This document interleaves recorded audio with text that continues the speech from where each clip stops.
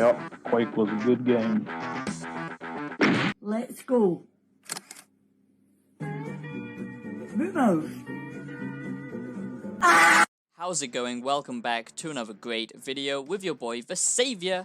That's right, welcome to the hot pit of death, where we will slaughter huge hordes of enemies in this wonderful game that I'm about to review. Welcome back to the channel. If you are new, I highly urge you to subscribe. It takes 2 seconds for you guys to subscribe to the channel, but that means so much to me, you have no idea. I put a lot of effort into my videos, and I just truly appreciate if you do join the channel, be a part of something great, trying to create a new empire here. So if you like game reviews, philosophical content, and tearing down the establishment, you've come to the right place. Sometimes what you need in life is a simple, good old-fashioned boomer shooter, just to switch off your brain, get in that grind zone, and just slaughter hordes and hordes of enemies. And this is exactly what Warhammer 40k Boltgun allows you to do. So I hope you enjoy this Warhammer 40k Boltgun game review. And for this Warhammer 40k Boltgun review, I will not do any spoilers, so you don't need to worry about that. And if you do find yourself enjoying the video, just give it a like, that does help. Leave me your thoughts down below on what you think of this gaming genre. And if you have time, check out my music on Spotify. I make electronic synth music. That's my sponsor, it's myself, so I would appreciate it. I'm sure you'll actually like it. So let's just get into the review. I will give you the positives and I will give you some negatives. That's how I do all of my reviews. If you are new, I just give you positives and negatives, and I don't do a bullshit score at the end of the video because I entrust you to be intelligent enough to form your own opinions. We all have our own different tastes and preferences when it comes to gaming and art and media, and I'm tired of the shills of the gaming industry basically slapping a score at the end of each review. And, you know, that tells you nothing, to be honest, because it's all just a subjective opinion at the end of the day. But don't worry, I'm not a complete skeptic. I'm not like Luke Stevens over here, the little Debbie Downer. If I sound like I don't like most game review channels, then you wouldn't be wrong. So Hogwarts Legacy is a game that I went into pretty skeptically. Skeptical review of the season before I've seen the finale. You are just a straight up cynic and you hate everything, and it doesn't matter what they could possibly bring to the table. It's gonna suck, it's terrible, blah, blah, blah. So Warhammer 40k Boltgun is a boomer shooter. Now, what is a boomer shooter, you might be asking, if you're not an intellectual gamer such as myself? Well, pretty much a boomer shooter is a good old-fashioned FPS game from back in the days, okay? When Doom and Quake were the big hype thing, you know, kind of arena shooters, where it's all about quick movement, picking up, you know, power-ups, health, shields, and, you know, just basically that type of gameplay where you have to be quick, you have to react to what's going on around you. Almost, at sometimes, it's like a bullet hell.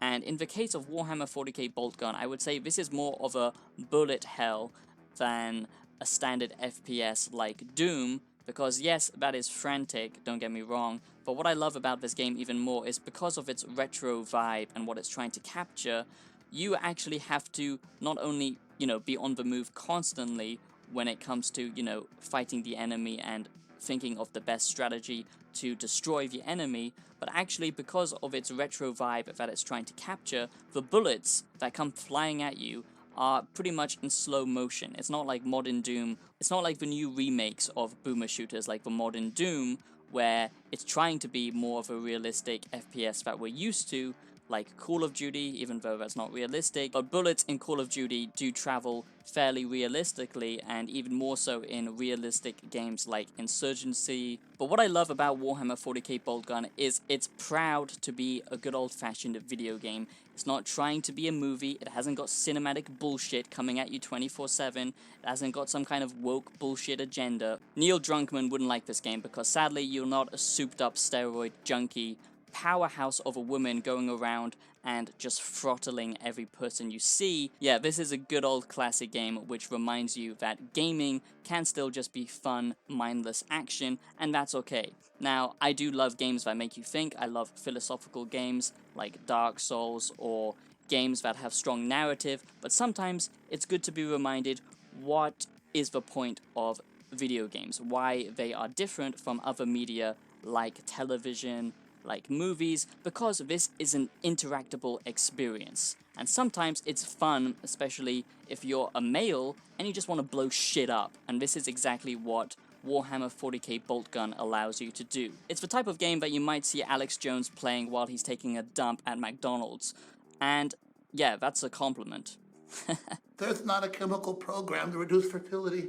InfoWars is sorry. Please let us back on Twitter. Google, let us back on. We're sorry, frogs are not gay. Atrazine is good. InfoWars bad. Thank you, tech leader.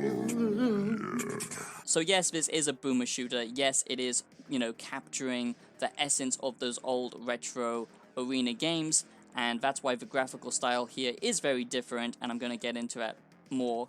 But it's not just a boomer shooter, because we have seen a resurgence of the boomer shooter genre, because a lot of people miss these old types of games, but actually it's a little bit more interesting, because like I said, not only does it mix the classic FPS fast-paced action of the boomer shooter genre, but it is also a bit of a bullet hell. And because we get a lot of enemies in Warhammer 40k Boltgun, the way to balance this was to slow down the bullets coming at you, so you can actually see exactly where these bullets will land.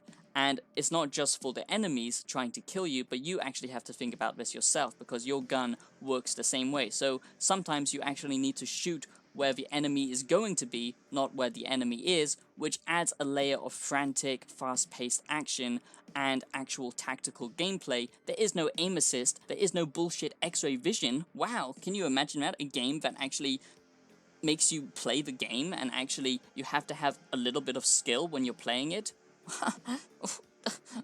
What?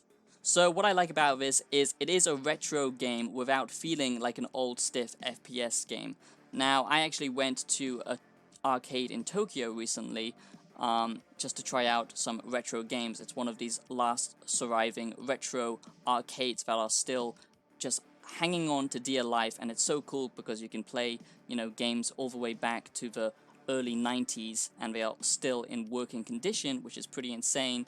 And I have to be honest, a lot of them don't hold up anymore because they do feel stiff when you're coming from a modern perspective.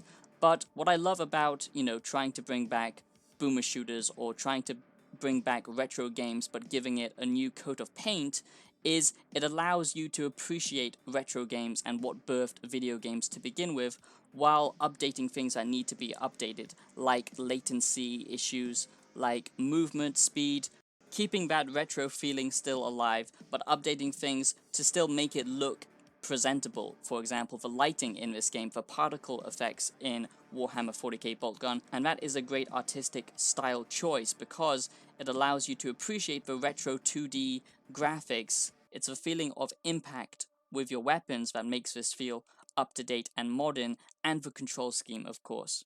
Now, I would say that Warhammer 40k Boltgun actually reminds me a lot of this other hidden gem called Narita Boy, and if you haven't played it, I would highly recommend it. It's basically a side-scrolling adventure which basically calls back to the retro times of games and the retro vibe, and it does the same kind of thing with its art style, making it look very retro, but it feels like a modern side-scroller, and that is an amazing game. And pretty much, I think Warhammer 40k Boltgun, it does the same thing but for the FPS genre, and I would say that this is the best approach. There have been other attempts, but this is the best one I've seen done so far, and that is not just because of the fast-paced combat. So now let's just get into some more positives about Warhammer 40k Boltgun. So yes, it is all about quick movement. You will not be standing still unless if you are playing it wrong. It's all about, gathering these health pickups, gathering the armor pickups and stuff like that, trying to think about how to defeat these different enemies, because just when you're getting bored of one enemy type, a new enemy type will appear.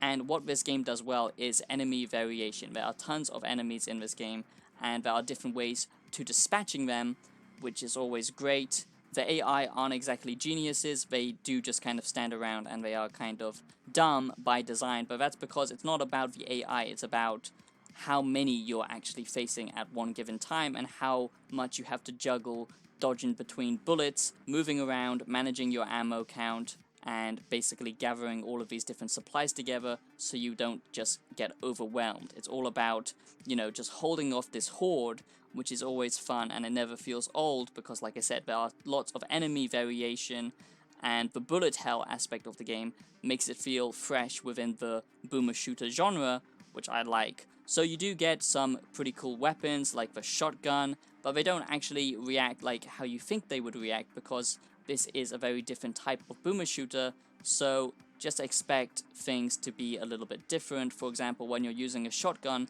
actually don't expect it to be amazing close range. You can actually use this longer range, but basically because it has such a wide spread, it will take out more enemies. So, you know, it does feel fresh in that way, which I do like, and do not feel put off if you've never played Warhammer 40k in your life and you've never touched any of the games, because like I said, this game isn't about story, this isn't about, you know, heavy, in-depth lore about 40k or anything like that. This is just a good old-fashioned FPS, so that's good.